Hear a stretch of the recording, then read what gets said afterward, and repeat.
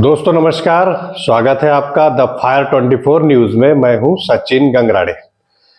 दोस्तों, जब भी आप चुनाव के लिए वोट देने जाएंगे और आपको अपने सांसद के लिए और विधायक के लिए, महापौर के लिए और ग्रामीण क्षेत्रों से जुड़े जनप्रतिनिधियों के लिए वोट करना हो और वह एक ही दिन में संभव हो जाए, ऐसे प्रयास किए जा रहे हैं। केंद्र की मोदी सरकार ने एक देश एक चुनाव को लेकर आज यानी मंगलवार को बिल लोकसभा में प्रस्तुत किया। एक देश एक चुनाव का मतलब यह है कि सारे देश में एक ही बार में विधानसभा, लोकसभा और भविष्य की प्लानिंग इस तरह से है कि महापौर जो नगर निगम के चुनाव है उसको भी एक साथ करा लिए जाए, ताकि इससे आपका समय बचे, देश का समय बचे।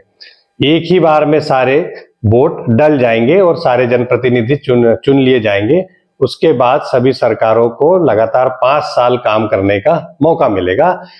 केंद्र की मोदी सरकार ने इसके लिए एक प्रयास किया है, लोकसभा में बिल पेश किया है।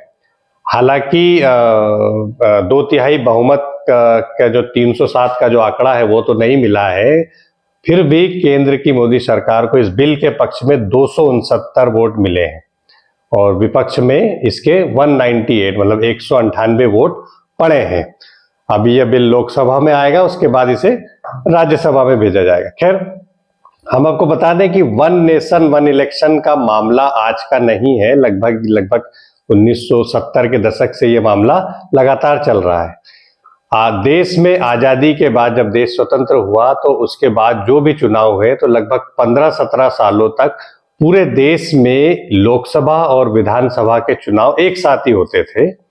उसके बाद 1967 के बाद इसका थोड़ा सिलसिला थमा और विधानसभा और लोकसभा के चुनाव अलग अलग होने लगे। उसके पीछे का कारण कभी लोकसभा भंग हो गई, कभी विधानसभा भंग हो गई, किसी का कार्यकाल आगे बढ़ गया। खैर, यह सब सिलसिला लगातार चलता रहा।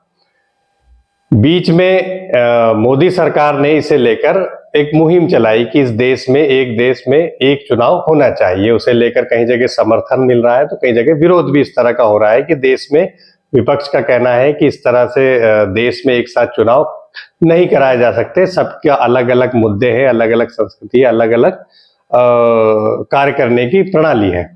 खैर, मोदी सरकार ने प्रयास तो कर दिया है, अब इसमें कितनी सफलता मिलती है तो भविष्य बताएगा। लेकिन हम आपको बता दें कि अगर सरल भाषा में बताएं, जनप्रतिनिधि की बारे में बताएं, तो हर जगह देश में चुनाव होते रहते हैं। लोकसभा का अभी देख लीजिए, मध्य प्रदेश, छत्तीसगढ़ और राजस्थान के चुनाव हुए दिसंबर में। उसके बाद 3 महीने बाद लोकसभा के चुनाव आ गए। उसके बाद अभी महाराष्ट्र और हरियाणा के चुनाव आए। अगले साल दिल्ली और बिहार के चुनाव है।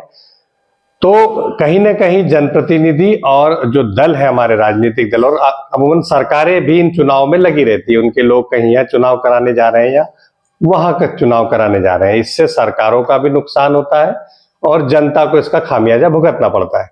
खैर, यह सब राजनीतिक परिदृश्य में है और सरकार ने इसका फैसला किया है। अभी कितना सफल होगा यह तो भविष्य बताएगा।